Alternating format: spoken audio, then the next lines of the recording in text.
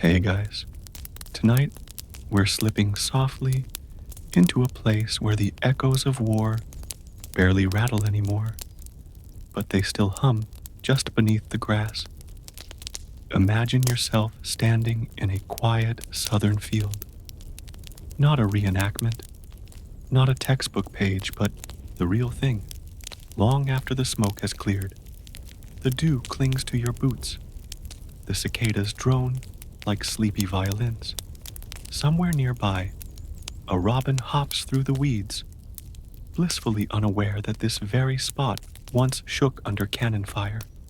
You're the last witness now, the final set of eyes to remember what wasn't written down. The soil here knows too much. It cradles the bones of young men who never learned to grow old. Trees still lean in directions they shouldn't, bent not by wind, but by fire. So, before you get comfortable, take a moment to like the video and subscribe, but only if you genuinely enjoy what I do here. And hey, drop a comment telling me what time and place you're listening from. Maybe your local midnight feels like mine. Now, dim the lights, maybe turn on a fan for that soft background hum, and let's ease into tonight's journey together. Because tonight, you're walking the memory of a war that forgot how to sleep. You step over a patch of grass that feels strangely alert. Not alive, exactly, but like it remembers. You hear nothing at first, just the gentle crunch of soil beneath your feet. But then, something, a faint boom, like a firework from 3 towns over. You pause. It's not real, not now, but it was. Pause. Once. This is where the war woke up. Before the uniforms and the statues and the speeches, there were just men. Some wore blue, some gray, but mostly they wore fear. In April of 1861, that fear clattered through Charleston Harbor as Fort Sumter trembled beneath a rain of cannonballs. The Union soldiers inside watched the sky fall. They didn't fight back much. It wasn't really a battle, more of a performance, with very real smoke and very real splinters. You smell it even now. Burnt rope, damp stone, the salt of the sea curling into gunpowder. Somewhere in that rising haze, America decided it could no longer be one country wearing 2 faces. Nobody knew it would last 4 years. That's the thing people forget. They thought it'd be over by Christmas, like bad plumbing. Unpleasant, but fixable.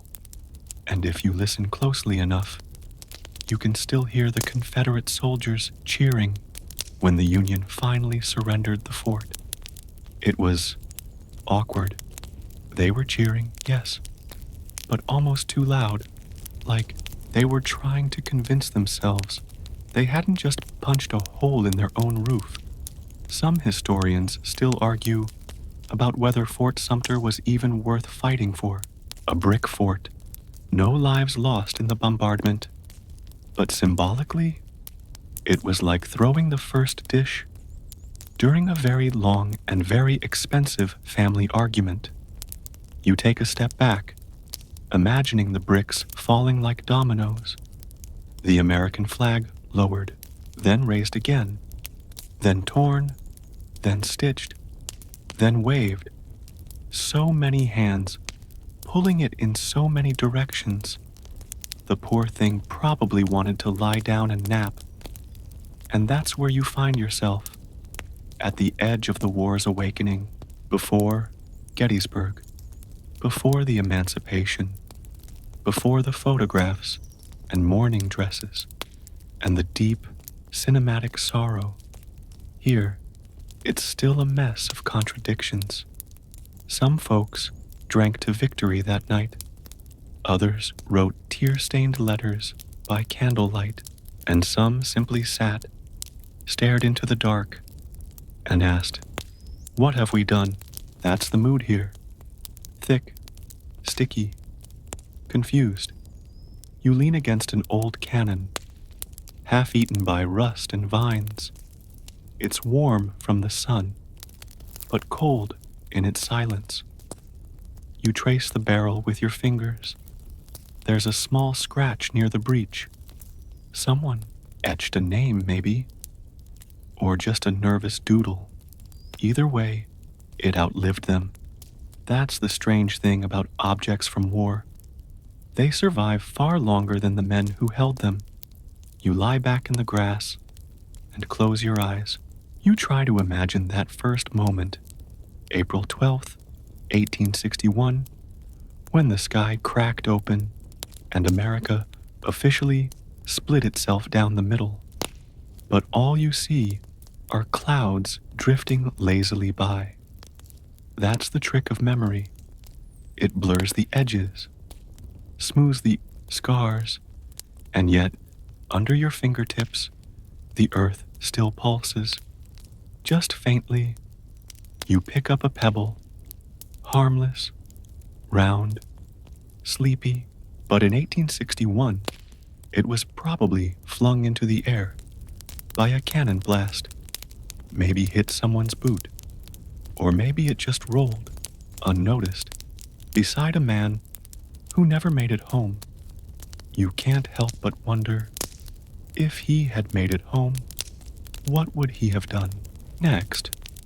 Planted beans, written a book, built a porch, married the girl who waited too long?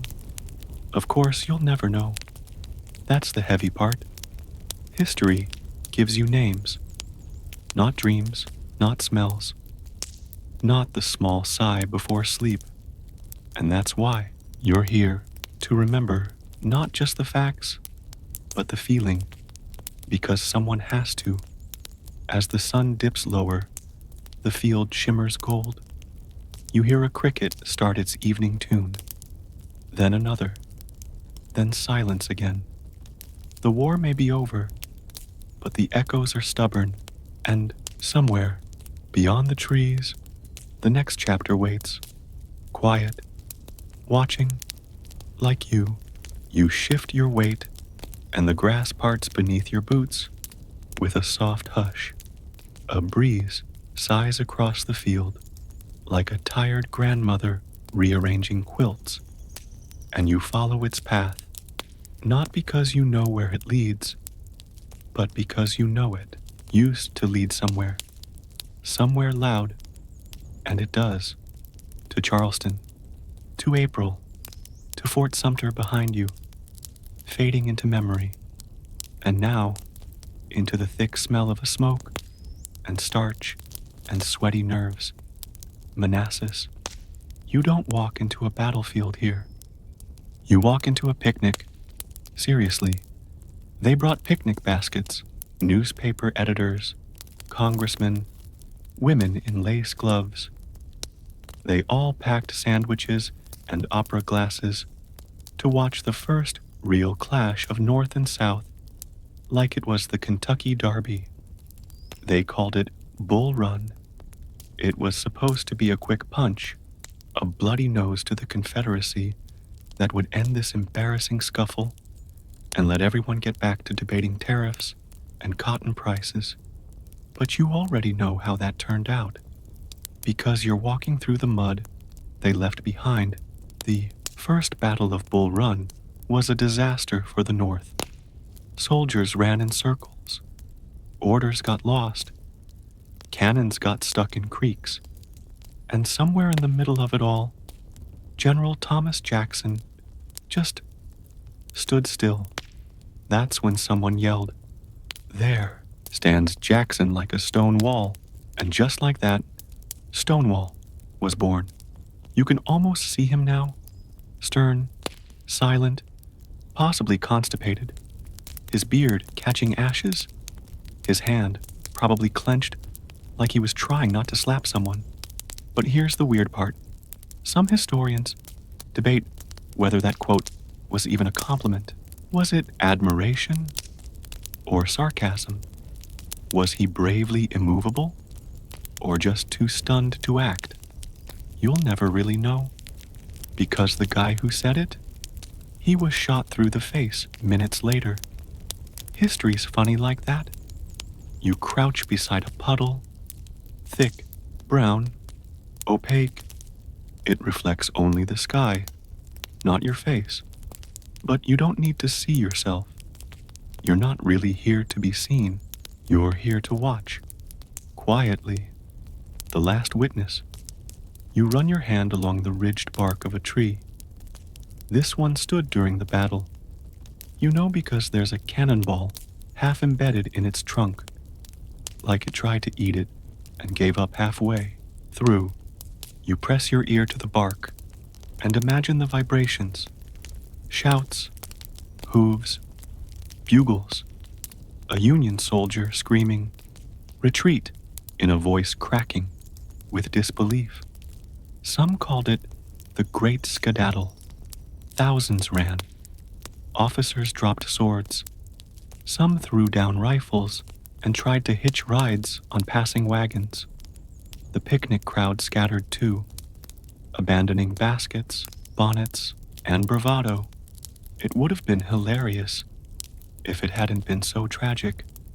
And you, standing there now, can almost hear the laughter, mingled with screams. It's not a comfortable sound. There's a piece of hardtack, yes, hardtack, still wedged in a rusted tin nearby. You wouldn't eat it if someone paid you. Hardtack was like a cracker made by people who hated joy. Soldiers used to joke it could chip your teeth or your resolve. They soaked it in coffee to soften it, or whiskey, or desperation. You imagine biting into it. Your molars weep. You stretch your legs and wander farther. The sun's dipping. The light has that golden, syrupy quality that makes everything look nostalgic, even cannon-blasted hills. You find yourself humming a tune you don't recognize, maybe something a soldier once whistled, bored and terrified between volleys. You step over a broken saber. You swear it looks tired. And you think, this is where the fantasy cracked, where the North realized the South wouldn't just roll over, where the war transformed from romantic rhetoric into trench foot and supply shortages and letters that began, "My dearest Martha, if you are reading this," you pause. The weight of that sentence sits heavy on your shoulders. You pick up a fragment of a button, maybe Union blue, maybe Confederate gray. Here, under mud, everything's the same color. A bird sings, oblivious. You brush your fingers across a scrap of faded cloth snagged on a bush. Could be uniform, could be tent canvas, could be a banner. Once proud, now just thread. Somewhere in the distance, the ghosts pack their baskets again. They came for a spectacle. They stayed for the horror. And you're just trying to remember for them. Because after Bull Run, America finally understood this wasn't going to be clean, or quick, or polite. It was going to be mud and blood and endless miles of marching. It was going to be telegrams bearing bad news, and graves too shallow for names. It was going to be young men learning that bravery didn't always come with a bugle or applause. Sometimes it came with shaking hands and one dry match in the rain.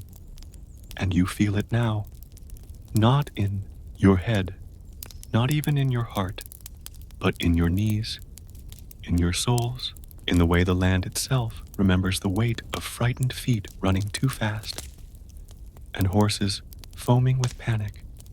You sit again. The sky's going purple now, soft and forgiving. And as night seeps in, You lie back and close your eyes, trying not to picture the faces, but they come anyway. Not angry, not proud, just unfinished. You whisper into the wind, almost to yourself. I saw it. I saw what they forgot. And somewhere, maybe only in your imagination, a voice answers back. You wake to a sound that isn't there. It's not thunder, not quite, more like the faint scratch of a quill on parchment, steady, thoughtful, a little unsure. You lift your head, and the trees are still. The wind has gone to sleep. But that sound, it's coming from a tent. A canvas tent lit from within by a single oil lamp. And inside, a soldier is writing. You don't know his name. You never will. But you watch him anyway, hunched over the paper, like it might float away if he loosens his grip.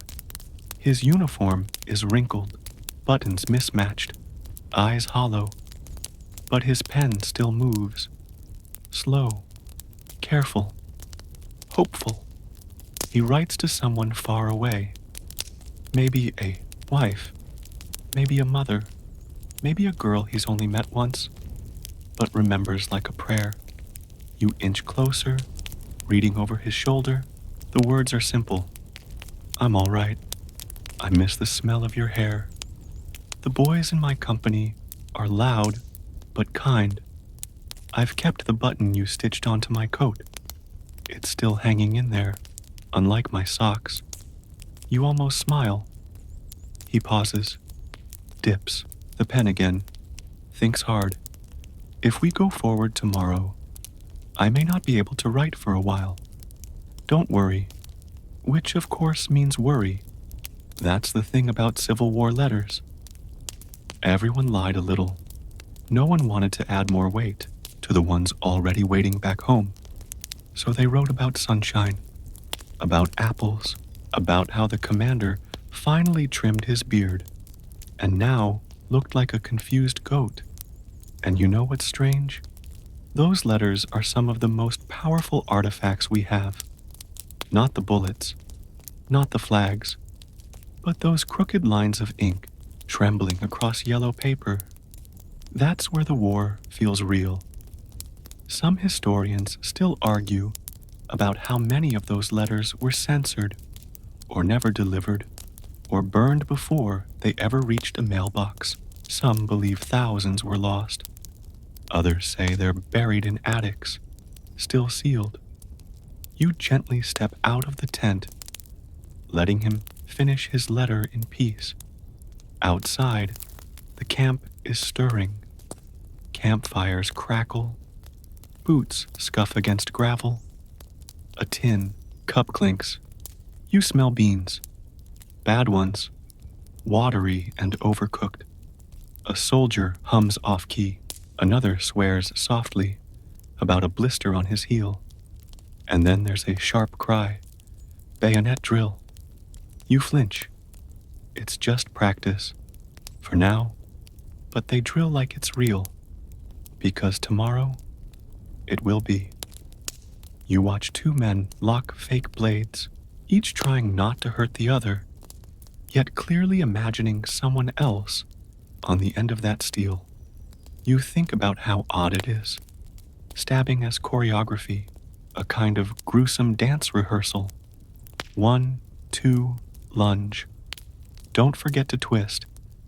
You wander past the drill field, shoes crunching over gravel and dropped brass buttons. There's laughter in the background. Nervous, tired laughter. Someone shouts, "Sergeant, permission to slap Jenkins awake. He's dreaming about bacon again." The sergeant sighs. You slap Jenkins. You share your rations. Your call. Laughter rolls through the air like fog. Not joyful, just necessary. A man with a harmonica plays a tune no one recognizes, but everyone seems to hum. Another pulls out a photograph, creased and faded. He stares at it so hard, you wonder if he's willing it to speak. And nearby, a younger soldier, too young, tries to polish his bayonet like it's a toy. His hands are shaking. You sit beside him, not literally. He can't see you, of course, but you feel near, close enough to count the freckles on his knuckles. He whispers, "They say we'll charge tomorrow." You don't answer. You can't, but you feel it. The thump in his chest. The tension between hope and resignation. That quiet, terrible thought. If I fall, will anyone know who I was? You want to tell him? Yes. You want to tell him, "I see you," but instead, you just sit. And somewhere in the dark, the letter writer finishes his note, folds it gently, and ties it with string. A string from his boot. A string from a life trying not to unravel. He places it under his pillow. He doesn't pray, but you do. A little. Silently. The fires burn low. The bayonets are sheathed. The harmonica fades. And you lie back once more, arms crossed behind your head, staring up at a sky with too many stars and not enough promises. You think of all the words never written, all the letters that said, "I'm fine," even as blood soaked the page. You remember a time before texts and emails and social media, when the only thing you could send someone was a piece of your heart on paper and hope it made it home. And in that silence, broken only by the hoot of a distant owl, you realize these men were never just soldiers. They were sons, friends, poets, bakers, teachers, people. And you are the last one who remembers the way their handwriting curled at the ends. The way they paused before writing love, because the word felt too heavy for a war that wouldn't end. You exhale, and the night folds around you like a blanket pulled over by unseen hands. The morning doesn't arrive gently. It creaks into place, heavy, gray, and soaked with anticipation. You're not sure if it's fog or gunpowder in the air. Might be both. Your breath comes in small clouds, and every sound feels too loud. Even your heartbeat, because now you're standing on the edge of Bull Run's older, grimmer cousin, Antietam, Sharpsburg, Maryland. September 17th, 1862. You know that date, not because someone drilled it into your memory, but because the land still trembles underneath it. More Americans died here in a single day than on any other day in the nation's history, and you're walking straight into it. The first thing you notice is the cornfield, or what's left of it. Some of the stalks still stand, bent, snapped, confused. Others are long gone, trampled under boots, stained by stories nobody wants to repeat. You run your fingers over a splintered fence post. It's pockmarked, scorched. A few drops of dried sap look suspiciously like blood. You don't touch them. Someone once called the fighting here murder in a cornfield. Not war, not glory, just murder. You step softly, like you're afraid, to wake it all up again. There's a moment, a strange one, where you hear nothing. No birds, no insects, just your own breath and the whisper of your shoes against grass that grew over bones. You pass by Dunker Church. Its white boards long, since patched and repainted, but still tilting a little, like it remembers leaning into the wind that day. A place of peace turned into a backdrop for chaos. Inside, benches sit in stiff rows. A single Bible rests on the lectern, its pages gently ruffling in the breeze. You don't read it. You already know the prayer written in this place was drowned out by cannon fire. Outside again, your path winds toward the sunken road. Bloody lane. You hesitate. It's just a dirt path, really, worn down by wagon wheels and bare feet. But in 1862, it became a trench, a trap, a grave. You picture it, not in full color, but in flickers. Men packed shoulder to shoulder, rifles cocked, screams tearing through the air like threads. They say bodies were piled so high you could walk across them without touching the ground. Some historians debate whether it was poor planning or blind desperation that led Confederate troops to hold that position. Either way, it became a funnel for death, and you can't unsee it. You close your eyes. You see a young drummer boy face down in the dust.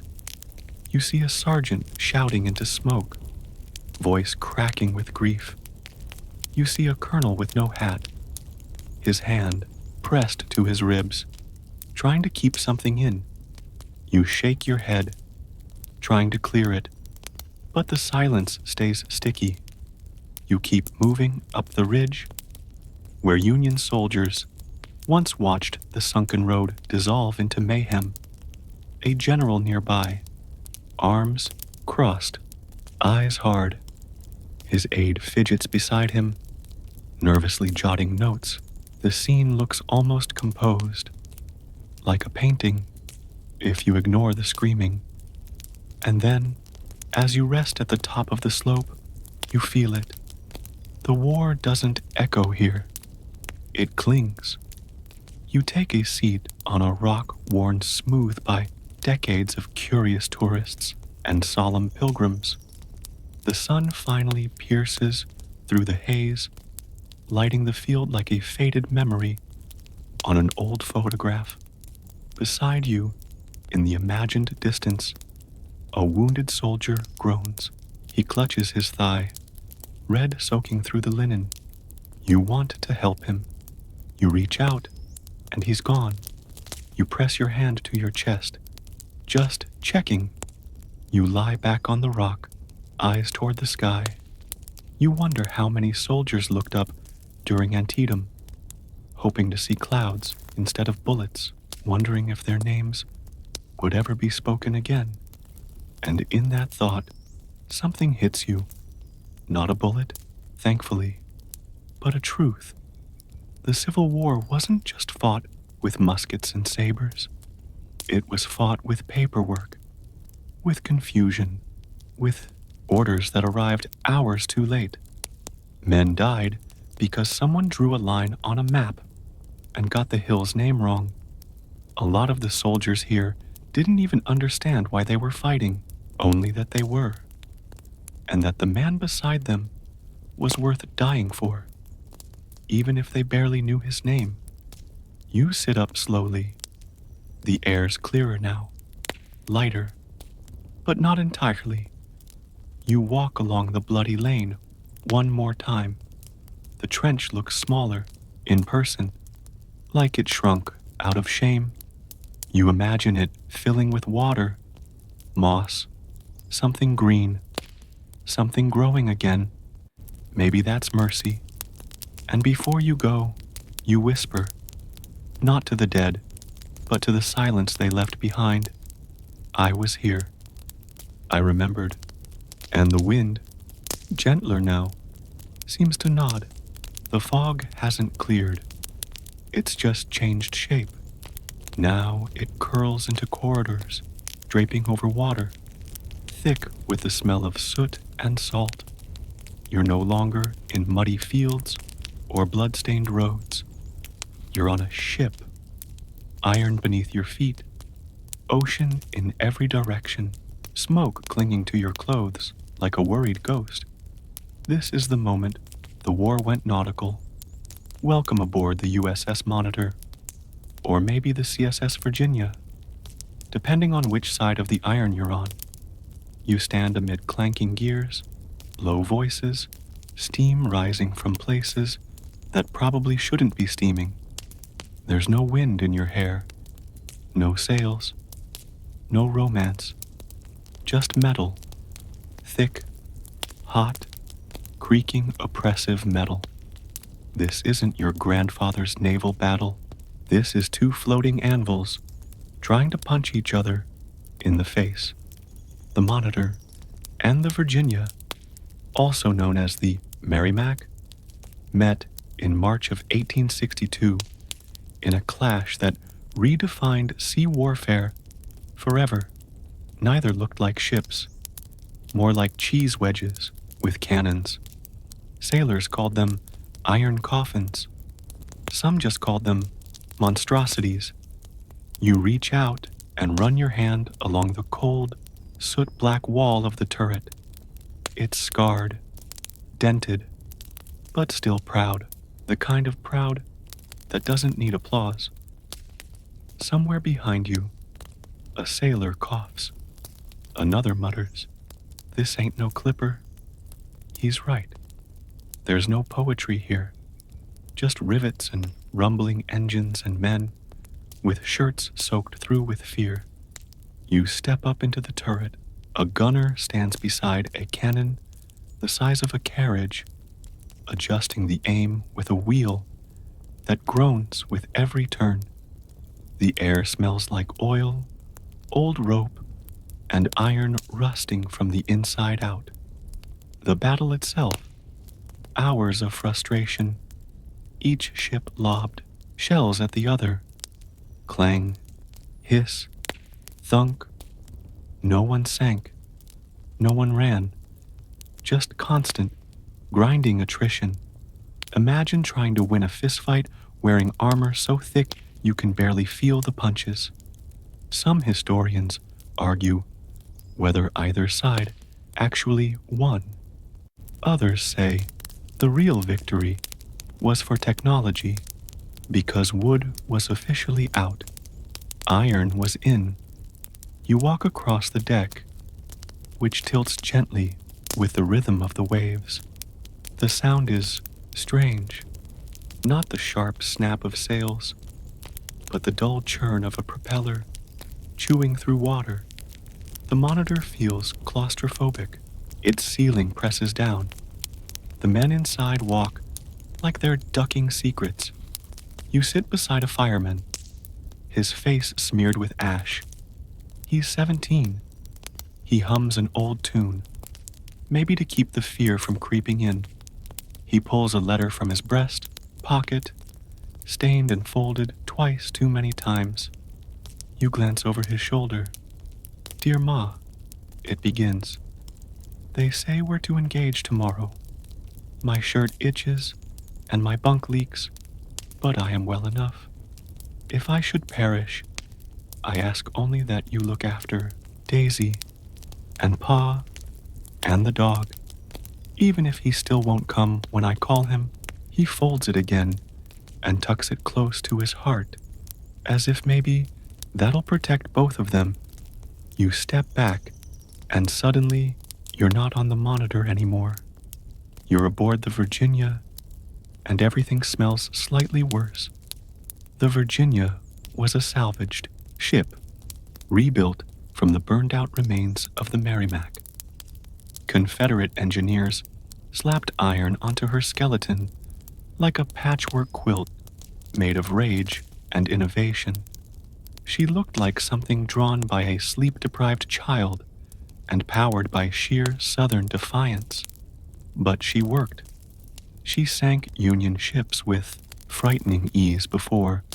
The Monitor arrived and said, "Not today." You look down over the side. The water is black, bottomless, patient. And then you imagine it.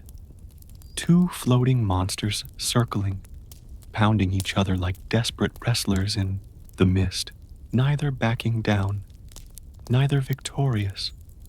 Just two new ideas, smashing old ones out of history. You find a wrench on the deck.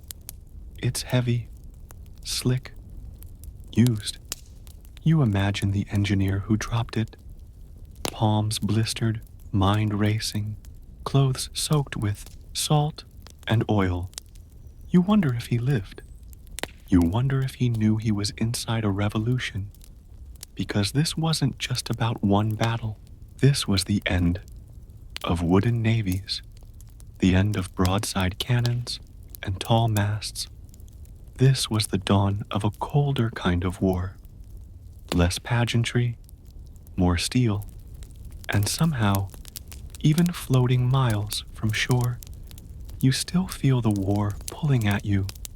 You stare at the horizon. The sky bleeds orange into gray. The smoke has thinned, but your lungs still ache, not from the air, but from the weight of remembering. You sit, and for a moment you pretend you're not a witness to war. You're just someone enjoying the sound of waves, the groan of the hull, the squawk of a distant gull who clearly has no idea. Two ironclads once tried to rewrite the world beneath its wings, but the illusion doesn't last. The war is still here, in the bolts, in the scars, in the stories, half heard between orders shouted over steam. You lie back on the deck, your head knocking gently against iron. The stars blink overhead, muffled by smoke, like they're peeking between curtains. You close your eyes, and you wonder, when men built these ships, did they think they were building victory, or just new ways to sink? No answer comes. Just the creak of the sea, the ghost of an engine, and your own breath, even and steady now. Your back aches a little now, from sleeping on iron, from remembering too much. But as your eyes open, the ground is softer again, damp, familiar. The sea is far behind you, replaced by dirt paths and heavy fog, the kind that presses low and keeps secrets close to the ground. And ahead, a cornfield, again, but this one's different. You're in Sharpsburg, yes, still Maryland, still bruised by Antietam, but now the air has changed. There's something slower here, something final. You take a step, and the field yields beneath your boots, soft and stubborn, and even before the sun rises, you feel it. This was not the last horror, nor the worst. The war was just stretching, just waking. You shift your weight, and the landscape tilts southward toward emancipation. It's December 31st, 1862. You're not in a trench, you're in a study.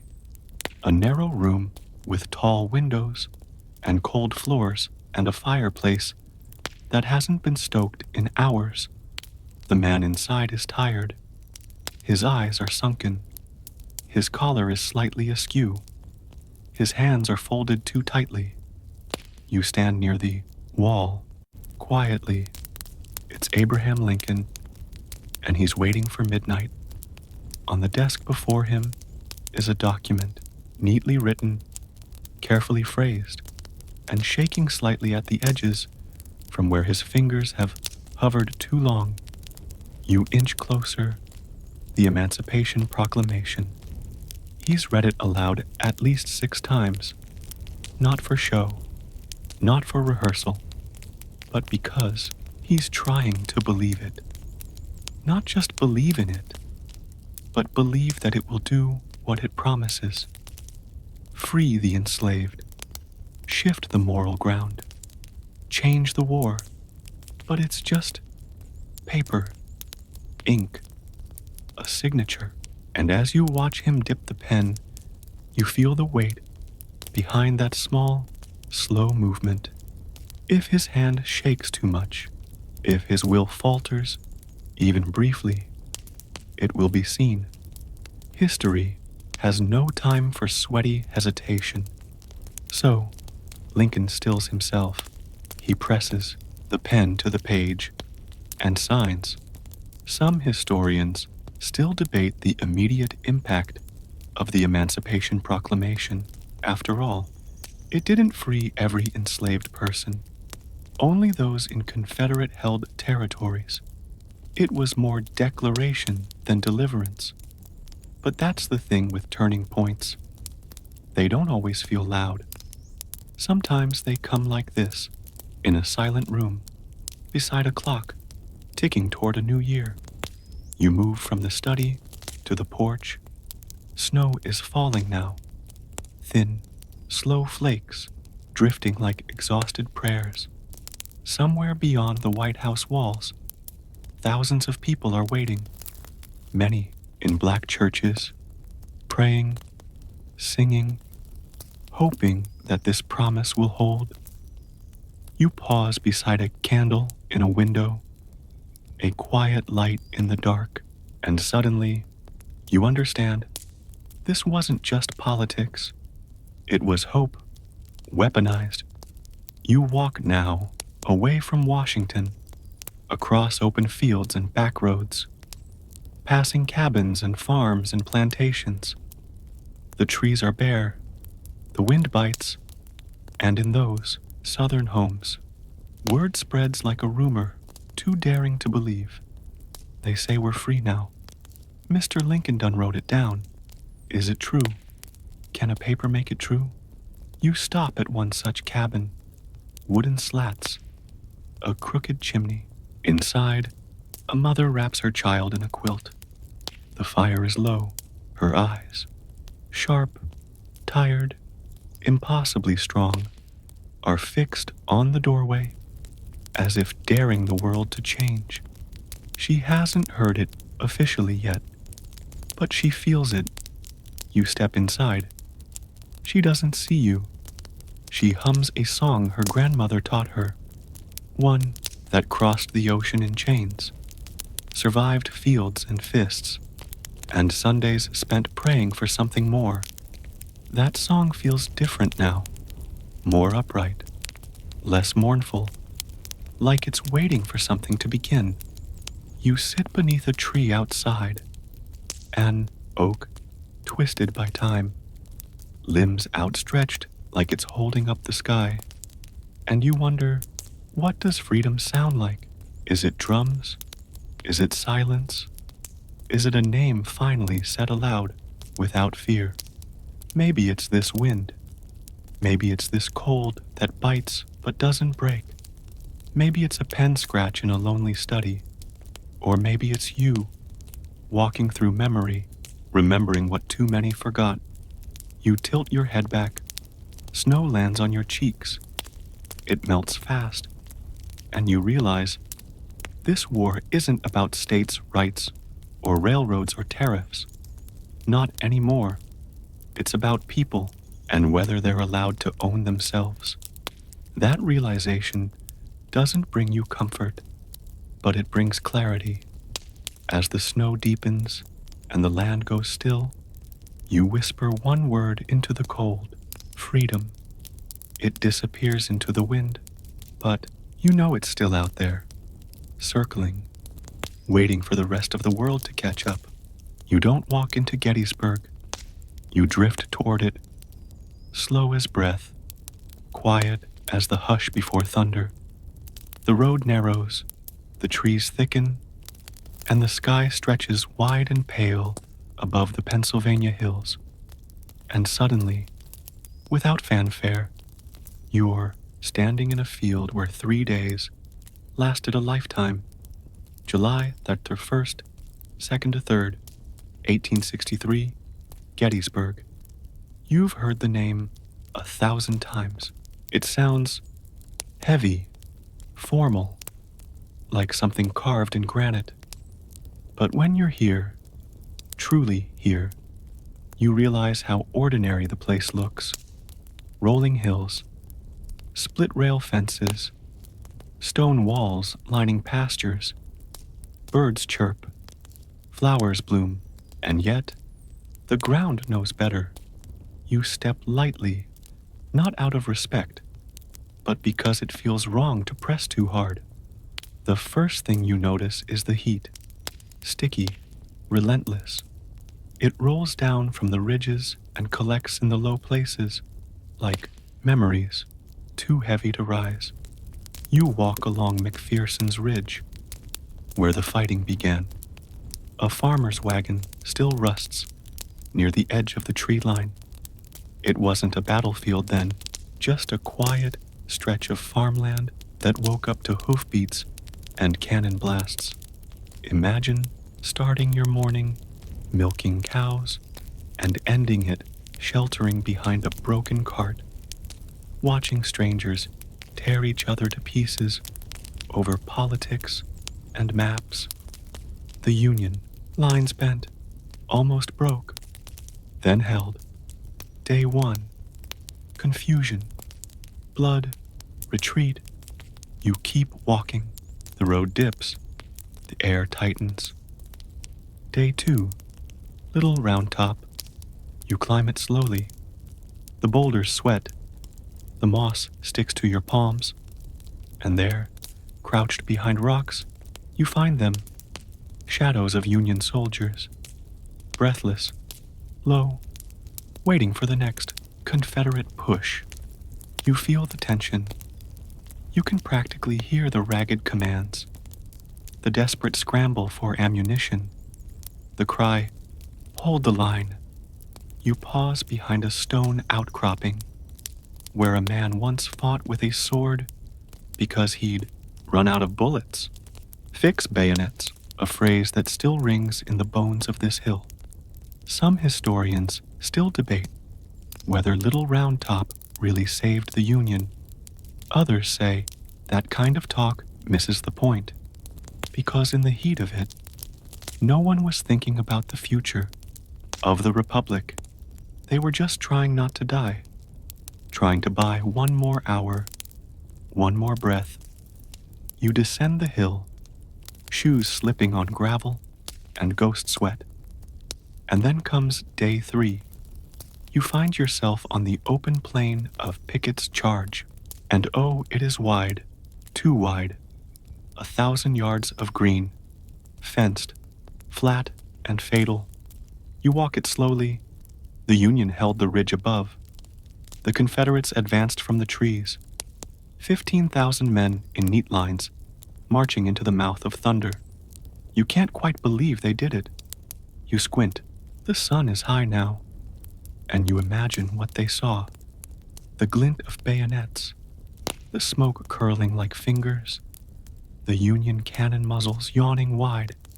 And yet, they kept walking. One man clutches a flag. Another drags a wounded friend. Another simply stares forward, blank, as if already gone. And then it all breaks. The charge collapses. The line shatters.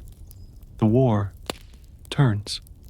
You sit beneath a lone tree near the angle where the lines finally met, where screams rose above cannon fire, where men fought with fists when they ran out of anything else. The bark is scarred. Someone carved initials here. JT 1863. You don't know who he was. You don't know if he lived. But the mark is still here, deeper than it should be. You close your eyes. You hear the voice of General Lee, distant and dignified, offering to resign. You hear the men who charged, returning in silence, some barefoot, some weeping. You hear the heartbeat of a war that just realized it might not win, and you open your eyes again. The battlefield is still. The sun's lower now, softer, almost apologetic. You walk toward the cemetery. You pass markers too small, names too common. You find the place where Lincoln spoke 4 months later. Not the long speech, just 10 sentences. 10 sentences so quiet they almost vanished into the November wind. But they didn't, because you remember them. Everyone does. That government of the people By the people, for the people, you smile just a little, because it's strange, isn't it? The most remembered words of the entire war weren't shouted in battle, they were whispered at its grave. As you leave the field, you take one last look over your shoulder. The ridges, the walls, the plain, and you whisper to the ghosts, I saw it, all of it. The wind picks up, a bird calls, and the world keeps spinning. The smoke fades. Behind you, the cannons grow quiet. But the war keeps breathing, in whispered prayers, in bloodied linens, in the low murmur of someone trying to comfort someone else who isn't going to make it through the night. You've arrived at a place with no maps, no front lines, no songs of glory. You're in a field hospital, and at its center moves a woman, not a soldier, not a general, but a lighthouse in human shape. Clara Barton. She moves like a ghost, but talks like a drill sergeant. Her hands don't shake. Her voice doesn't rise. You follow her between cots and crates, where the wounded stretch in rows too long to count. You flinch as she lifts a lantern to a soldier's face. He's missing half an ear and most of his hope. She murmurs something soft, dabs at his brow, then moves on. She's not waiting for medals. She's trying to keep boys alive. You settle near a cot where a teenager, 16, maybe, clutches a bloodied rag like it's a teddy bear. His boots are off. His feet are raw.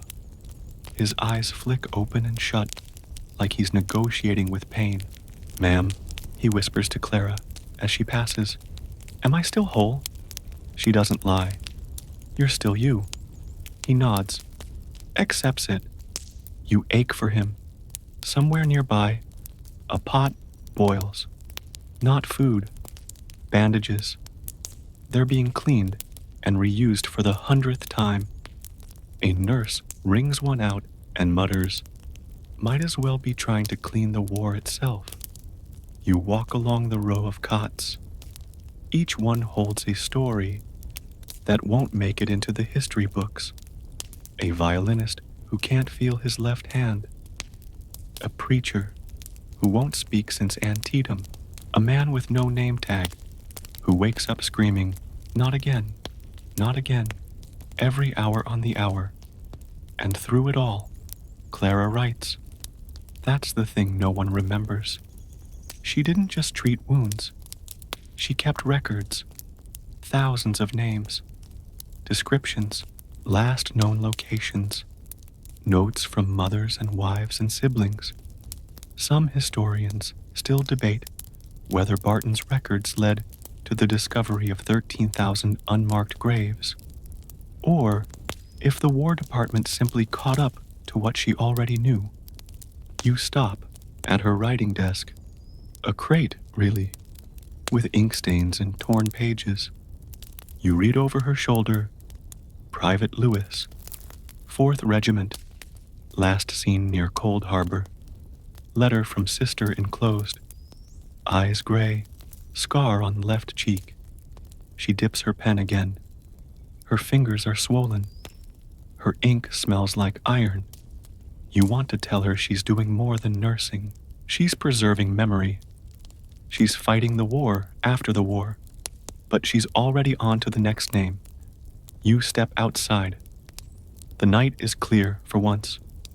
Stars crowd the sky, indifferent to the carnage below. You breathe in, but even the air smells like antiseptic and firewood and wet canvas. A soldier sits near a barrel fire, his hands trembling. You join him. He's bandaged at the shoulder. His face is too young, too pale. I asked her if I'd be able to fight again, he says, not looking at you. She said I'd be able to live again. Ain't the same thing. You nod. He tosses a twig into the fire. Don't even remember why we're fighting anymore. Just remember how much it hurts. He leans back, stares into the flames, doesn't speak again. And that's the thing, isn't it?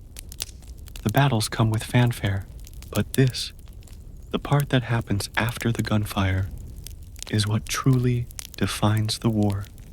Not just who fell, but who rose again, who stitched skin and spirit back together, who cleaned wounds and carried names and sat beside boys who would never see home. You walk to the supply tent. The inventory is scribbled in frantic handwriting. Linens, 3, laudanum, almost gone. Morphine, completely gone. Courage, restocked nightly, still never enough. You smile, just a little. The wind picks up. A nurse wraps her shawl tighter. A boy cries out in his sleep. And someone, without a word, takes his hand. You lie down on a stack of empty crates.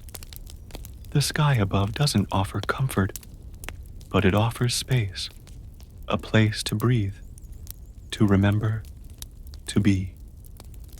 And as the fire crackles, and the tents ripple gently, and the night shifts its weight, you think about Clara, still writing, still walking, still refusing to let the fallen be forgotten. And you realize some heroes don't wear uniforms. Some don't carry rifles.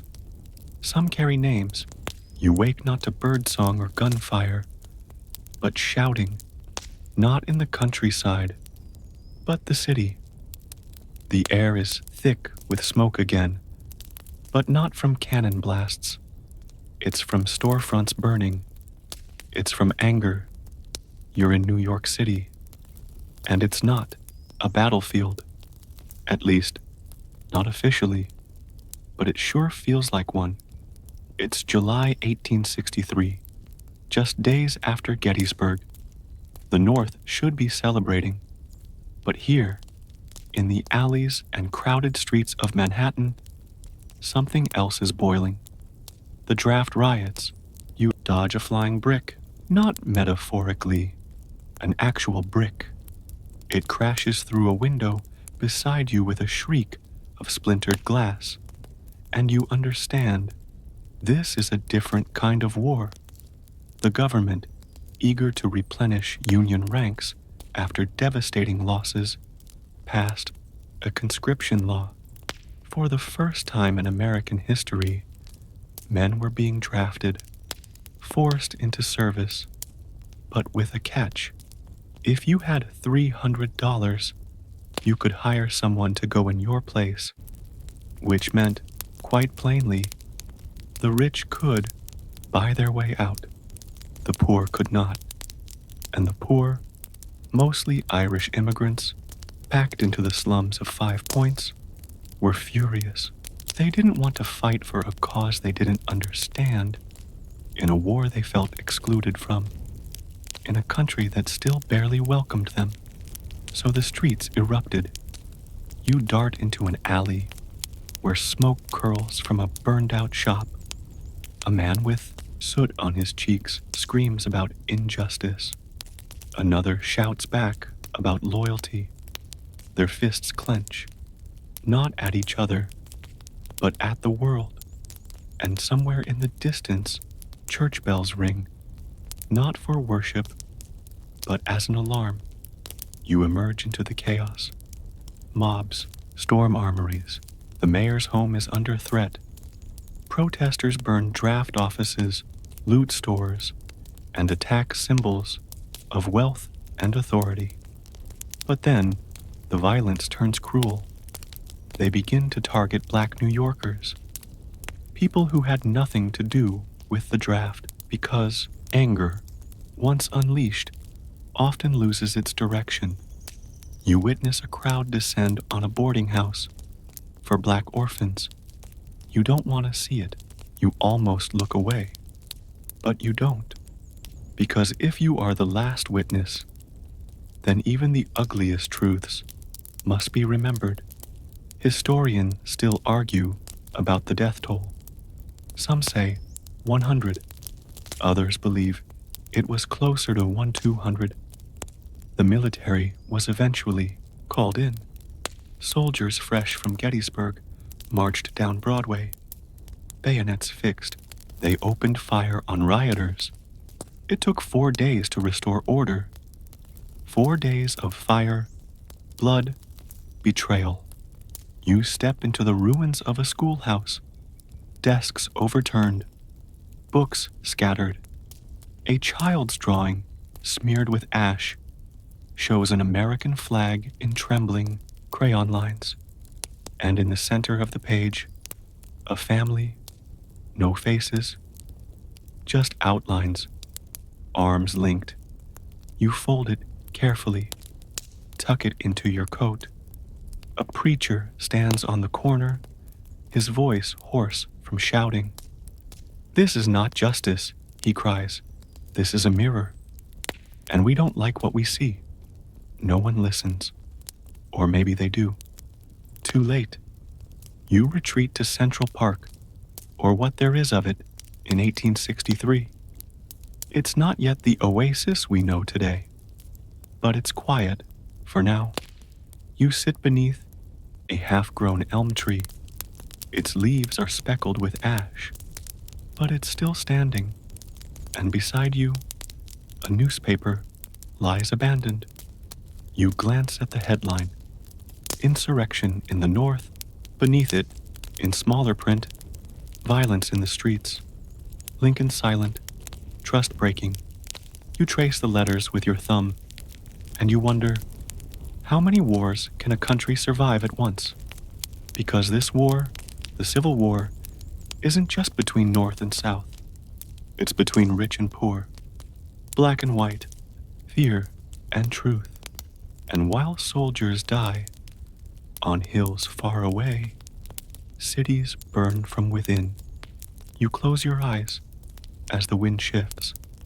The smoke carries the sounds of sirens, footsteps, prayers. Someone sings a lullaby in a language you don't understand. A baby cries, and for a moment, the war feels like it might never end. Not in this street, not in this country, not in this lifetime. But even here, amid rubble and regret, you listen, because someone must, because healing, like history, begins by not looking away. You leave the city behind.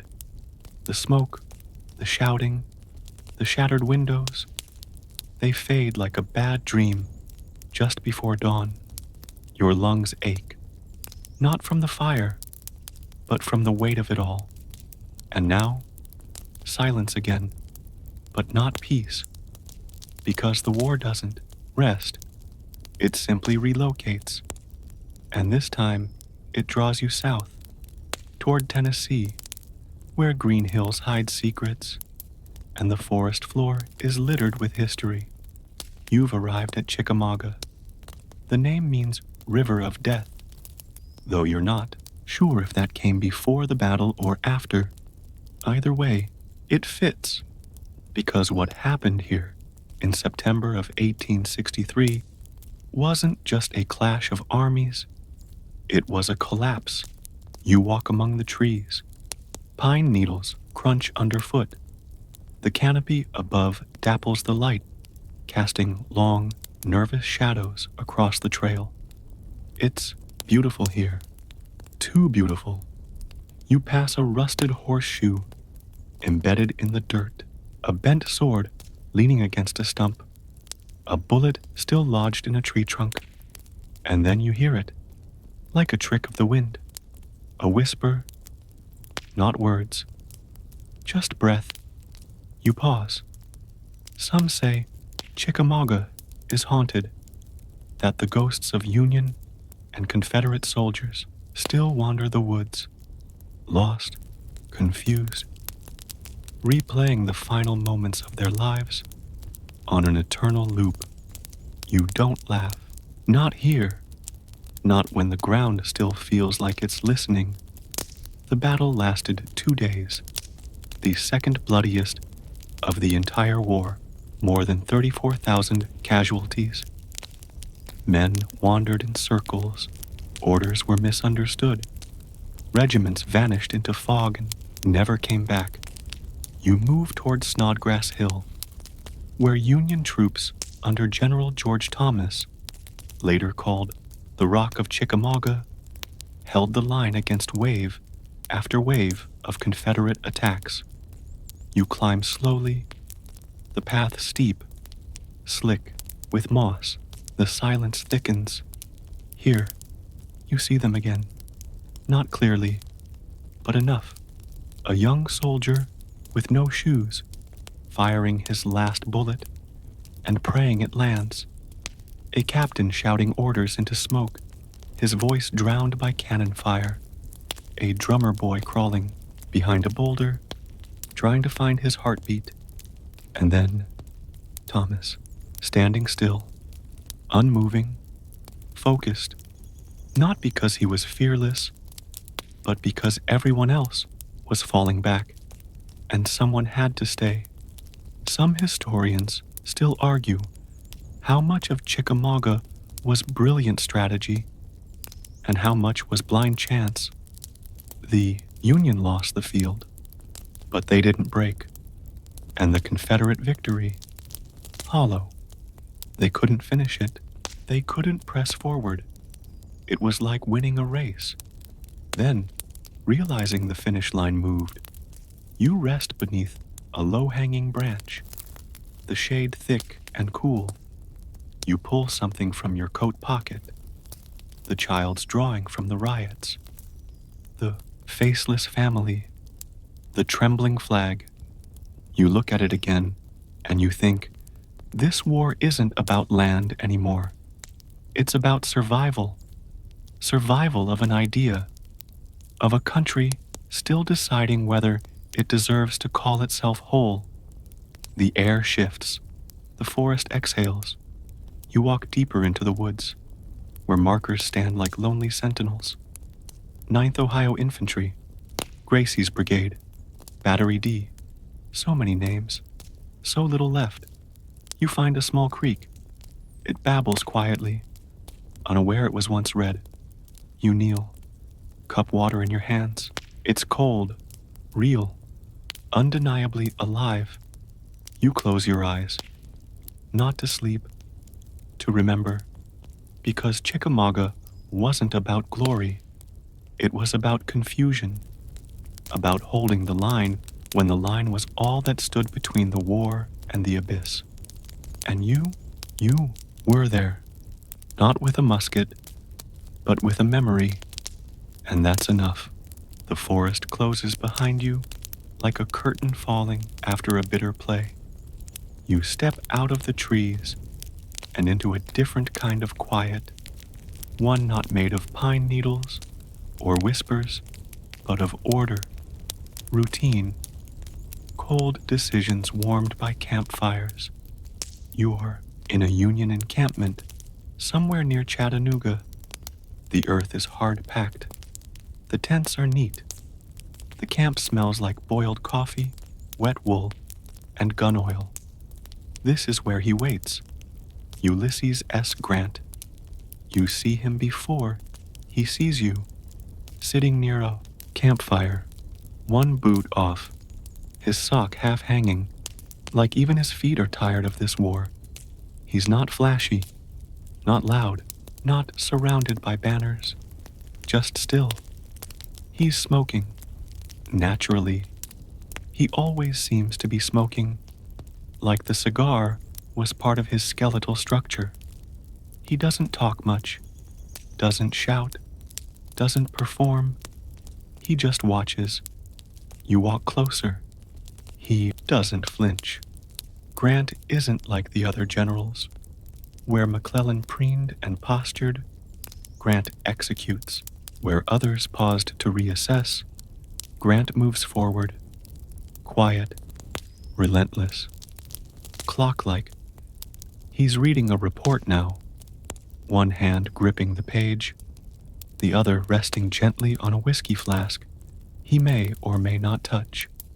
You lean in and catch a glance. Supplies, low. Weather worsening. Confederate positions entrenched. He doesn't react, just folds the paper, sets it aside, and says softly, "We move tomorrow." The aide beside him barely blinks. He scribbles, nods, vanishes into the dark like a shadow made of paper. You follow Grant through camp as he inspects the lines. He says little, but you can feel the atmosphere shift as he passes. Soldiers straighten up, not out of fear, but out of something older, deeper, trust. He's not larger than life. If anything, he looks like life's been kicking him in the ribs for a while, and he just keeps standing. A private whispers to another. They say he doesn't flinch under fire. The other shrugs. Probably doesn't flinch under much at all. You believe them. You find a moment of solitude by a supply tent. Crates stacked like haphazard prayers. Inside, hardtack, lantern oil, coffee grounds, playing cards bent from anxious hands. A surgeon leans against the canvas wall. He looks down at his boots and mutters, "He doesn't blink.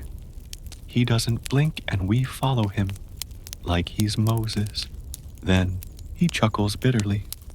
Moses didn't have to fight brag and dysentery. You return to Grant's fire. He's sitting again, this time with a letter in hand, creased and spotted. You wonder if it's from his wife, or a general, or Lincoln. He stares at it for a long moment.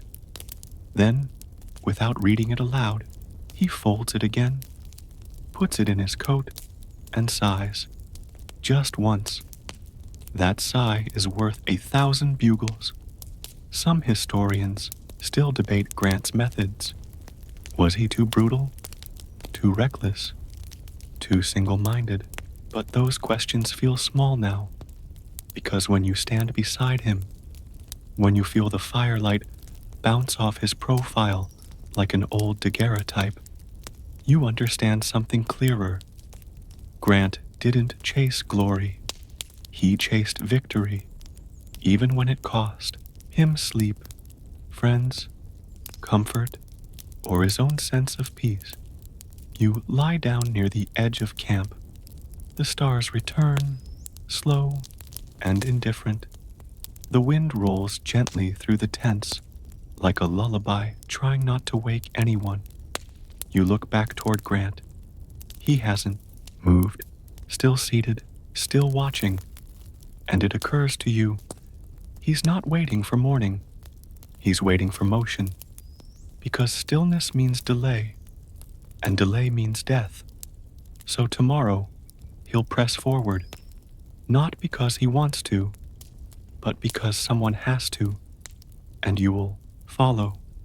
Because even now, in the hush between battles, you can feel the gears of the war grinding forward again. By morning, the tents are gone. The camp has vanished like breath on a mirror. In its place, movement. Wagons roll. Boots crunch. Fires smolder. Already dying. The war doesn't pause to pack neatly. It marches. And this time, it's heading south, into Georgia, into flame. Because now you're marching with Sherman. You hear it before you see it. The crackle, the collapse, the guttural roar of timber beams surrendering to heat. Atlanta is burning, not in a moment of chaos, but in a calculated, systematic purge, a flame with paperwork behind it. A fire given orders. You step through blackened streets. Cobblestones blister. Smoke curls around your boots, like it's trying to keep you still. But you keep walking. The buildings aren't just gone. They're hollow, skeletons of brick, glass like melted sugar. iron railings bent into cursive that says, "No one is safe." Sherman doesn't stroll. He doesn't pose. He moves with the confidence of a man who's not here to win hearts. He's here to end it. Some call it strategy. Some call it vengeance. Some still call it evil. You walk beside his column, 60,000 strong. Union soldiers striding across Georgia, tearing up railroads, torching depots, twisting steel into tangled knots of surrender. They call it the March to the Sea. From Atlanta to Savannah, 100+ miles of fire and salt. You pass a southern farmhouse. The windows are smashed. A rooster clucks nervously from the roof. Inside, nothing remains. Well, almost nothing. There's a child's doll, face scorched, eyes missing, and beside it, a Bible opened to Exodus. And the Lord said, "Let my people go." You're not sure if it was opened before or after the soldiers came. You leave it as you found it. Somewhere near the rear guard, a soldier plays a harmonica. The tune isn't joyful. It's slow, sad. You hum along before realizing it's the same song you heard in the field hospital. Different place, same war. At night, the soldiers joke around fires. They toss bread. They talk about home. They roast ears of corn stolen from abandoned fields. But none of them laugh when they talk about the orders. Destroy railroads. Salt the earth. Scare them. Not just defeat, but dismantle. You pass through a town where someone wrote, "Yankee Go, home" in chalk. Below it, another hand wrote, "We would if we could." You don't know who wrote it. A bitter child, a tired wife, a Confederate soldier, stripped of rank and pride. Whoever it was, they understood. Sherman wasn't fighting soldiers anymore. He was fighting willpower, and sometimes fear wins faster than bullets. Some historians still argue whether Sherman's march shortened the war or simply lengthened the trauma. Did he crush the Confederacy's ability to fight, or just sow the seeds of endless resentment? You step over a pile of burned cotton. It still smells sweet, strangely. Smoke clings to everything. Your coat, your skin, your memory. You try not to cough. Near Savannah, the landscape shifts again. Marshes, palmettos, Spanish moss dripping from trees like faded curtains. And then, the sea. Finally, blue, quiet, endless. Sherman reaches the coast. He writes a letter, a gift to President Lincoln. "I beg to present you as a Christmas gift the city of Savannah, with 150 heavy guns and plenty of ammunition. No poetry, no apology, just facts." You wonder if Lincoln smiled, or if he read it in silence and sighed. You sit on a rock overlooking the sea. The sky has gone orange with the final burn. The war hasn't ended, but something has. You whisper, "This was not a battle. This was a message carved into scorched ground. Surrender, or lose everything." And as the tide rolls in, soft and uncaring, you lie back.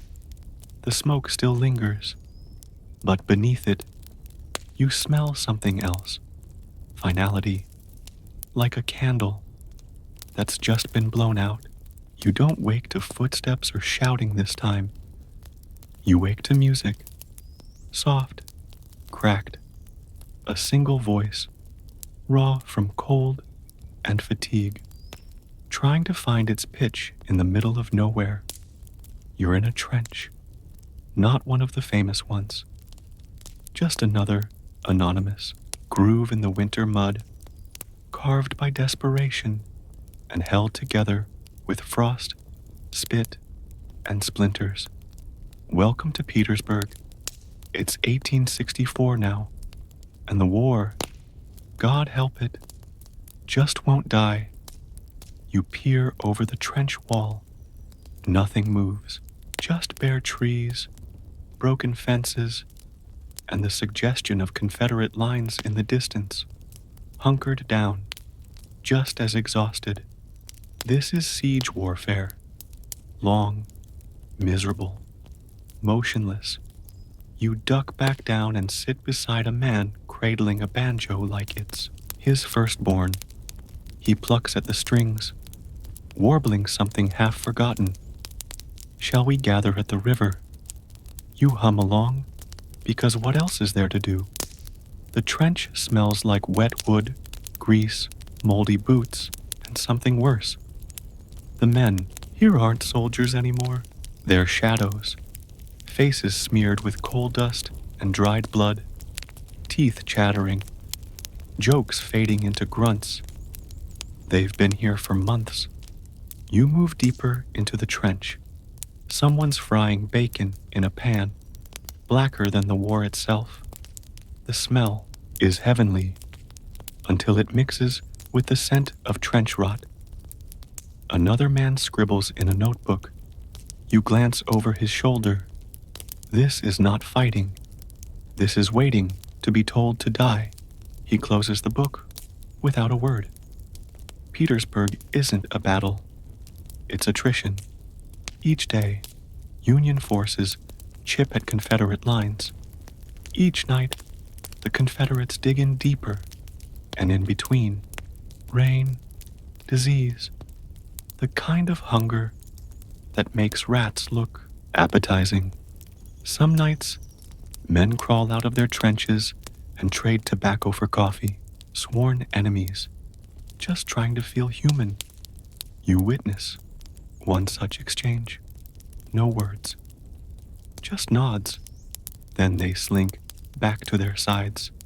Even hatred needs rest. You find a corner of the trench where someone's drawn a face in the mud. It looks like Abraham, Lincoln, or maybe just a tired man with a long neck and longer worries. You smile. Then the banjo tune starts again, this time joined by a second voice, off-key, beautiful. Some historians argue Petersburg was the beginning of the end, that the siege choked the Confederacy's supply lines, that it broke morale. Others say it was cruel and slow and needless, that too many died just to prove one side could dig slightly better holes than the other. You run your hand along the wooden slats, reinforcing the trench wall. Someone carved initials into one. LW 1864. Still here. Still here. You say it aloud. Still here. You imagine that soldier, freezing, bleeding, praying for something as simple as warm socks, and choosing to leave a mark anyway. Not a victory, just a presence. Later that night, you stand watch with a man from Pennsylvania. He's 19, barely shaves. He holds his rifle like it's made of glass. Ever seen Richmond? He asks. You shake your head. He snorts. Me neither. But I've dreamed it. Big buildings, loud people, real bread. He pauses. Think we'll ever see it? You want to say yes, but you just say, still here, and he nods. That's what Petersburg becomes. Not glory, not triumph, just endurance. You curl up in the trench, coat pulled tight. Above, the stars blink politely. Below, the mud accepts your weight without judgment. And around you, men hum lullabies, made of smoke and sorrow. There's no trumpet when it happens, no drum roll, no cannon salute, just footsteps and a knock on a door that hadn't seen war until it hosted its final breath. You're in Appomattox. It's April now, 1865. The trees wear that early spring green that always feels too hopeful for reality. The road is dusty, the fields still bruised from winter, and yet there's something calm here, something final. You walk past the lines of Union soldiers. They stand silent, not with glee, but with a tension that feels like the moment after someone shouts, not before. Across from them, the Confederates slump, exhausted, barefoot, faces hollow from too many defeats, too many dreams unspooled like rope too old to hold anything. And between them, between these worn-out armies, is a house, white, modest, brick chimney, wooden steps, the McLean house. It's where it ends. You step inside quietly. Everything smells like pine and ink and the unmistakable perfume of unfinished history. At the table, two men sit. On the left, Ulysses S. Grant again, mud on his boots, jacket dusty, looking more like a farmer than a general. On the right, Robert E. Lee, dressed in full uniform, polished sword, silver buttons, white gloves. His face is carved from grief and pride in equal measure. You lean against the wall. You don't belong here, but neither does any of this. They speak softly. There is no shouting, no accusations, just terms. Lee asks that his men keep their horses. Grant agrees. Lee asks that officers keep their sidearms. Grant nods. There's a long pause. No one breathes. Then Lee signs. So does Grant. And just like that, the war ends. Some historians still debate how close it truly was. Could the South have held on longer? Was Grant generous? Did Lee surrender too soon? But those questions feel small in this room. Here, you feel the weight of surrender, not just for Lee, but for every man outside, for the boy in gray who carried his brother home, for the officer in blue who forgot what victory was supposed to feel like. You walk outside as Lee mounts his horse. His men remove their hats. They don't cheer. They don't weep. They just watch. And he rides away, quietly, like the last shadow of something that no longer fits in sunlight. Grant doesn't celebrate. He gives orders. Feed them. That's the first thing he says. Not a speech, not a toast. Just feed them. Hardtack, salt pork, coffee, small gestures with the power of resurrection. You walk the edge of the field. It feels light, lighter than any place you've been in this war. And not because it's free from grief, but because grief has somewhere to go now. You find a soldier on the porch steps. He's holding a letter, not reading it, just holding it. You sit beside him. My brother's gone, he says. You nod. So's the war, he adds. You nod again. Then he says something you didn't expect. Now what? And that question echoes, because ending a war is easy on paper, but ending it in people, that takes a lifetime. You close your eyes and try to imagine what will come next. Rebuilding, revenge, reconciliation, maybe all three. But for now, just for now, there's stillness. Not peace, but stillness, and it's a start. The cannons are quiet now. The muskets are silent. The boots, the bayonets, the drums, they've all gone still. But the war isn't over. Not really. Because now, you walk among the survivors. It's summer, 1865. You find yourself in a makeshift reunion camp. A place between destinations, filled with men who aren't quite soldiers anymore, and aren't quite civilians either. They wear mismatched coats. Their belts hang loose. Some still carry letters in their pockets, worn so thin the words have fused into the fabric. They don't talk about battles.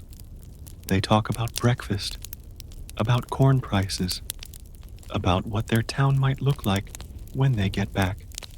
They talk like men who've been told they can go home, but can't quite remember where home is. You pass by a wooden bench where a Union sergeant is teaching a Confederate private how to play chess. The board is carved into a crate lid. The pieces are mismatched buttons and carved twigs. Neither of them speaks. They're focused. You pause. Watch the game unfold. Silent, careful, as if strategy itself might heal the cracks in the world.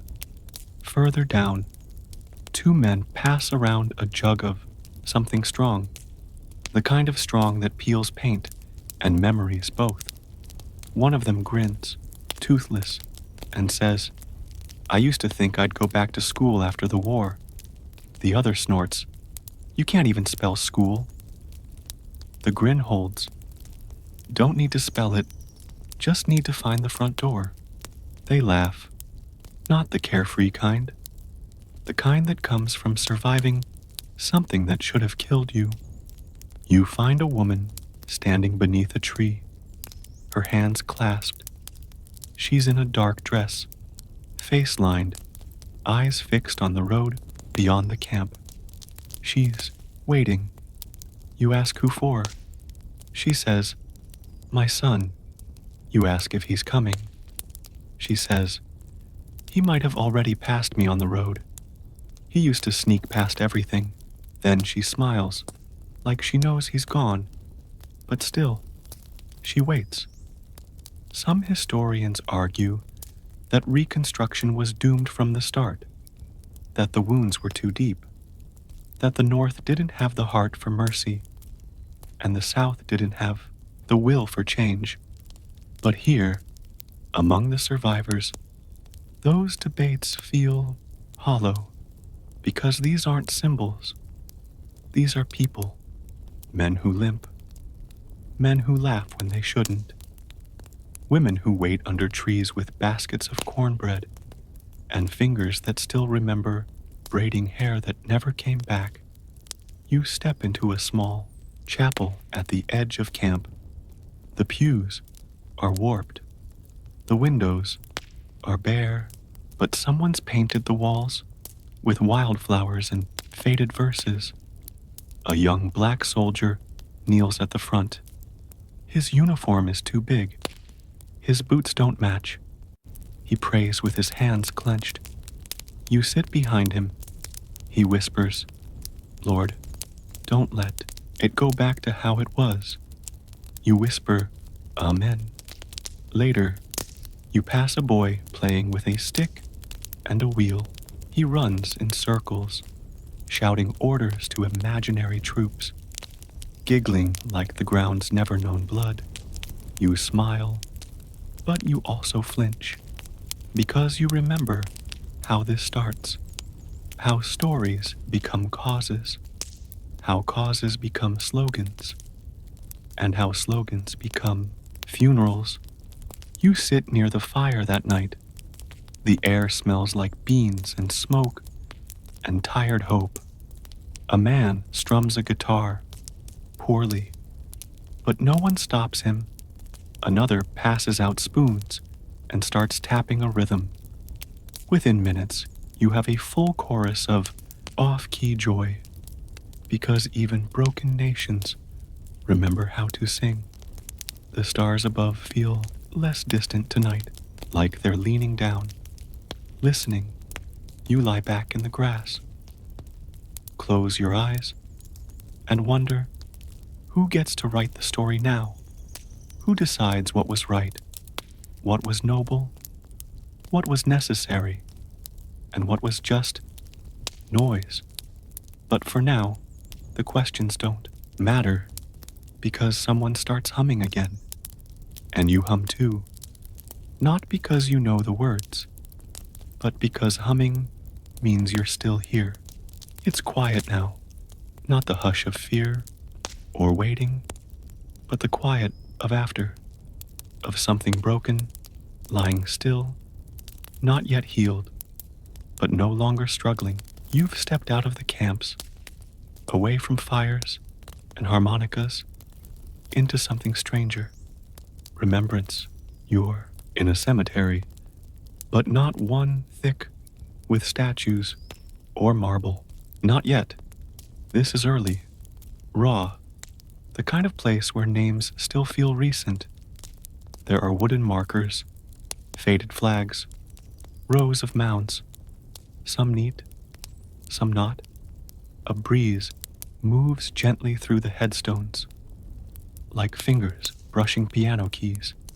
You kneel beside one, Pot Elijah Cross, age 17, Pennsylvania Infantry. Just a plank, no epitaph, no poetry. You touch the dirt, still loose. Nearby, a man with a notebook walks the rows. He's taking inventory, quiet, careful, muttering names as he writes. You follow him. Lieutenant, Corporal, unknown, unknown, unknown. He sighs, then scratches something out and replaces it with believed to be James of Missouri. Not sure, but worth remembering anyway. Some historians still argue how many died in the Civil War. 620,000, 700,000. More? But the numbers never sit right with you, because no one remembers a number. People remember faces, and here they're trying to rebuild them, one grave at a time. You walk on, into the towns, trying to remake themselves, into houses with mismatched shutters and patched roofs, into churches where choirs sing through tears, into schools built from salvaged wood, chalkboard fragments, and prayer. There's something stirring now, the business of forgetting just enough to move forward.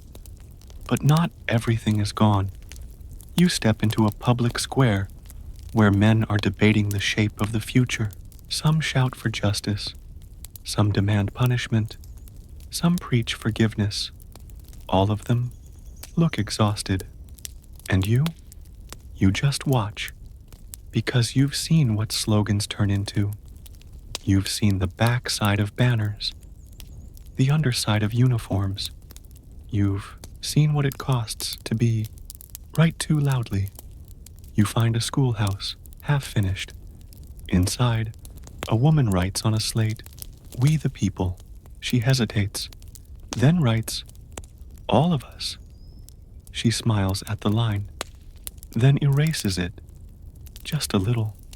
Old habits die slow. That night, you sit in a rocking chair on someone else's porch. You rock gently, the wood creaks, just enough to remind you that it still holds. An old man joins you. He says, "Fought at Shiloh." You nod. He says, "Don't remember much." You nod again. Then he says, "I remember the cold, and the bread, and the waiting." You say, "Still waiting?" He chuckles. "No, I'm watching now." He lights a pipe. You rock together, wordless, for a long while. Somewhere behind you, someone starts reading from a newspaper, a headline, Lincoln's second inaugural address, with malice toward none. They read it slowly, as if tasting it for the first time.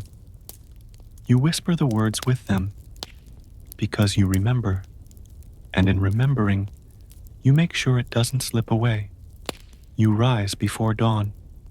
The sky is soft, pink, undecided. You walk a ridge above the town.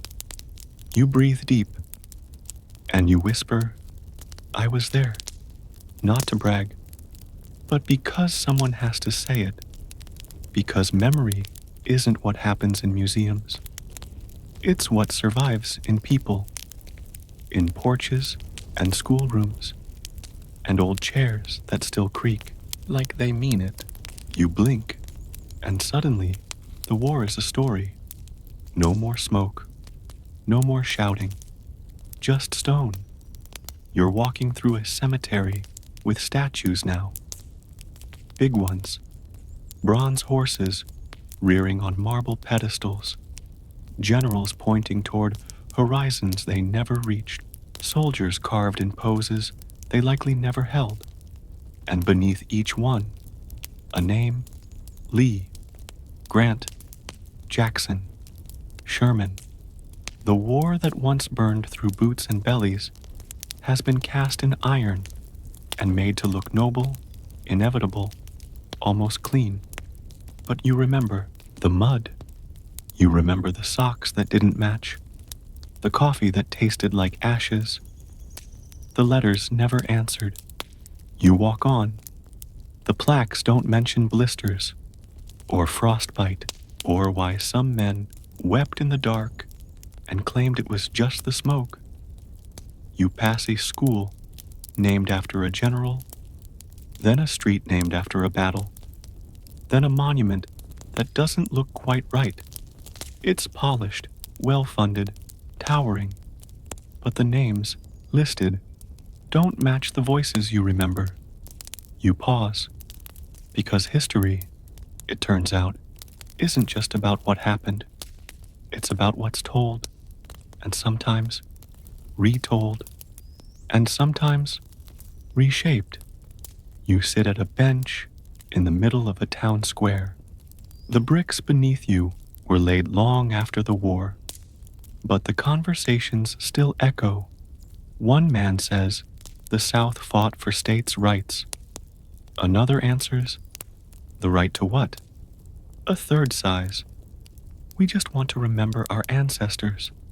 And someone whispers, remember or rewrite. You stay silent because you've seen enough to know that memory has corners. And sometimes those corners are sanded smooth until they don't cut anymore. Even if they should, some historians still argue over monuments. Tear them down, leave them up, add context, build new ones.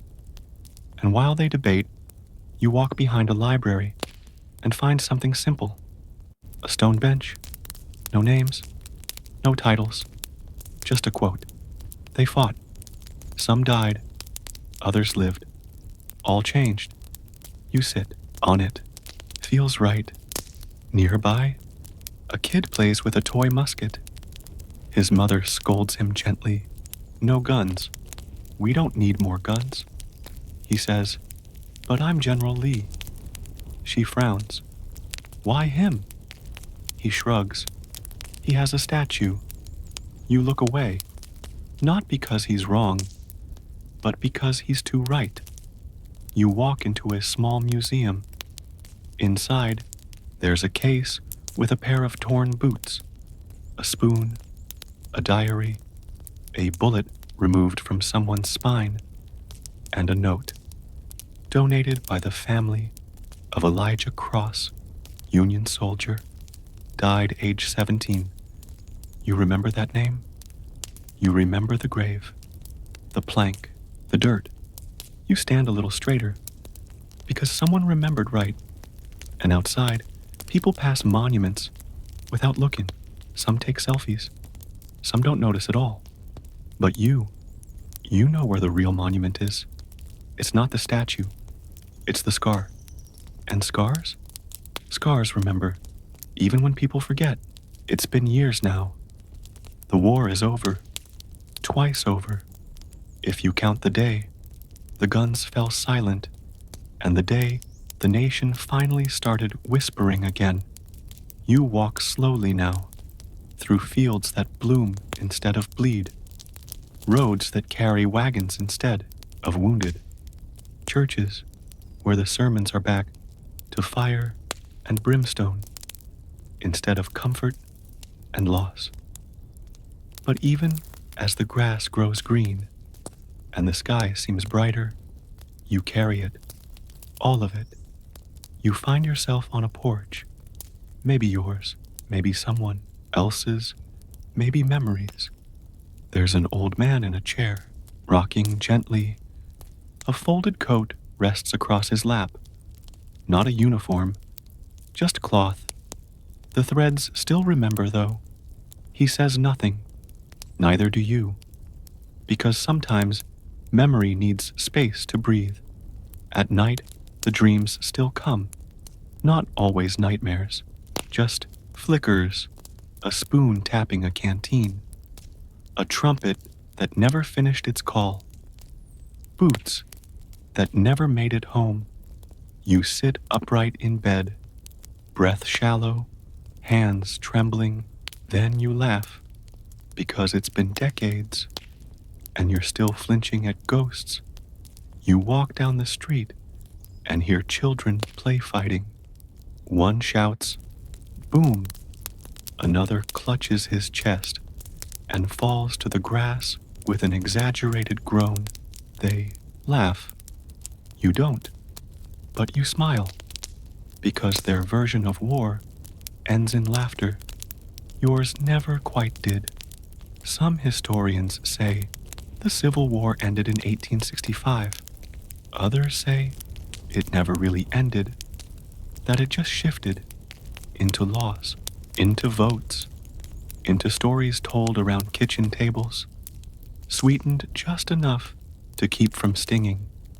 And here you are, walking proof that the war went home with people, stayed in them, built homes in their shoulders, rented space behind their eyes.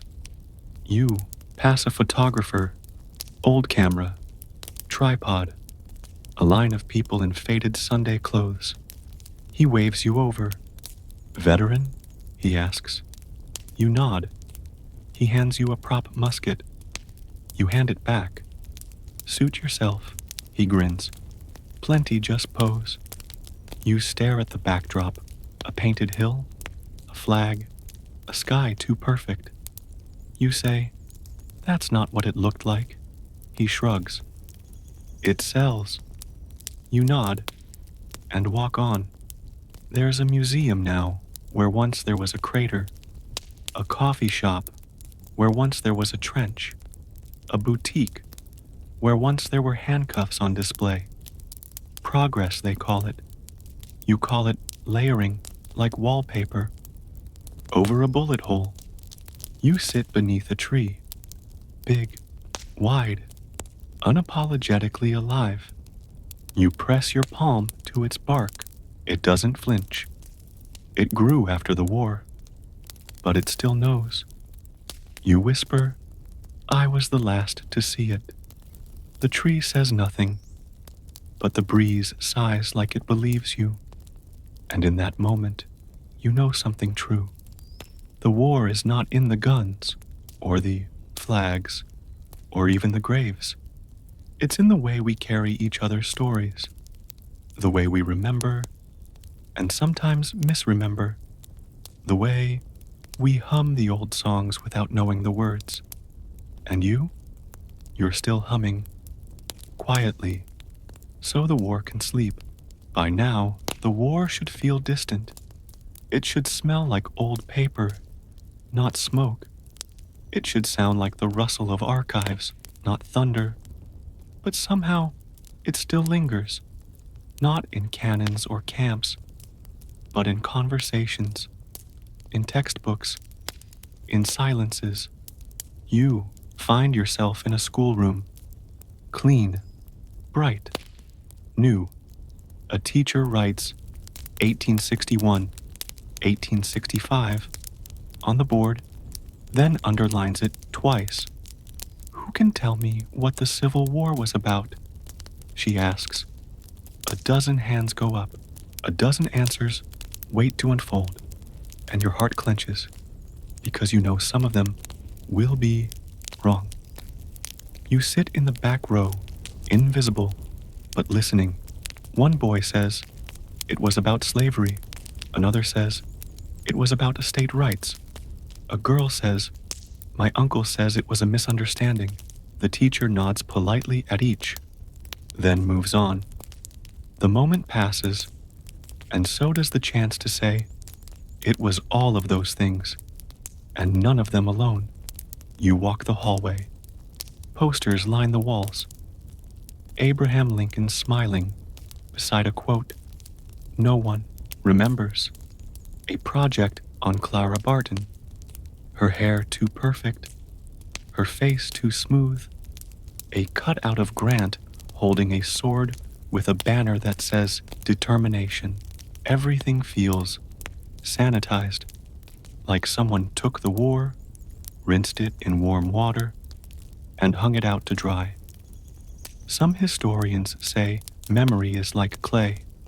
You shape it, retell it, refine it. Others say it's like glass. Once broken, it never returns the same. You stop beside a mural painted by kids. It's colorful, sweet. One side shows blue soldiers giving out food. The other shows gray soldiers sitting peacefully under a tree. And in the middle, a handshake. You tilt your head. You remember burned cities, mass graves, orphans. But the children didn't paint those, and maybe they shouldn't have. But still, something in you aches. You visit a gift shop near a battlefield. It sells replica bullets, reenactment costumes, mugs that say Lee and Grant reunion tour. You pick one up, turn it over. Made in China. You laugh. Then you put it back. Because some things shouldn't be souvenirs. You find a small town with a Confederate monument in the center square. You stand before it. There's a plaque. To our glorious dead. Nothing about what they died for. Just glory. Just death. Someone scrawled a word across the base in chalk. Why? It's already starting to fade in the rain. You don't answer it. You just remember it. Later, you walk past a bookstore window. There's a table of Civil War books on display. Bold titles, gilded fonts, dramatic covers. You scan them. Not one of them says what you saw. No mention of a boy with frostbitten toes in a trench. No line about burned biscuits in a campfire tin. No photo of the woman who waited under the tree forever. Just dates, battles, maps. So you keep walking because you were there, and now you know. History is not what we remember. It's what we're allowed to remember, and sometimes what we're taught to forget. You sit beneath a flagpole at sunset.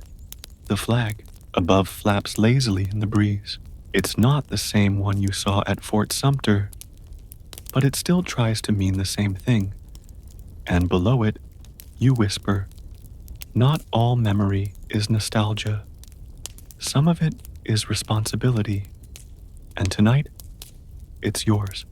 You've walked through fire, through silence, through blood and ink, and the dust of a nation trying to find its voice again. And now, here you are, the last witness, and the world has gone quiet, not empty, just finished. You sit on a bench by the edge of an open field, green now, soft with wind, wildflowers bobbing like they've forgotten the boots that once crushed them. You rest your hands on your knees. They've carried a lot. Letters never sent, names never spoken, moments too quiet to matter in history books, but too loud to forget. You close your eyes and listen. A robin chirps from a low branch. Children laugh from a nearby hilltop. A church bell rings somewhere far away, telling no one in particular that it's already tomorrow. And you think, maybe this is how wars really end. Not with treaties or trumpets, not with headlines or handshakes, but with the softness of life returning. Somewhere across the field, a young man places flowers at a grave he doesn't truly know. He adjusts his tie, wipes dust off the headstone, then whispers a name. He doesn't say it right, but he says it. You nod to yourself. That's enough. You lie back on the grass. It's cool. Smells faintly of clover.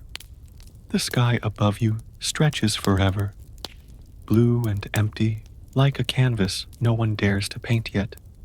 You breathe in, deep. No smoke, no powder, just spring. You think of the ones who didn't get here, of the ones who marched into fire and never walked back out, of those who waited and waited and finally stopped waiting. And somehow, remembering them doesn't feel heavy anymore, just gentle. Your eyes grow heavier, your breath slows, and as you drift, you think of Lincoln's letter, the one he sent to the mother who lost 5 sons, the solemn pride that must be yours to have laid so costly a sacrifice upon the altar of freedom. But you whisper your own version now, to no one. I saw it all. I didn't look away. I carried what I could, and now I rest. The wind brushes your cheek like a mother tucking you in. The grass sighs. The clouds drift. The war, at last, sleeps. So do you.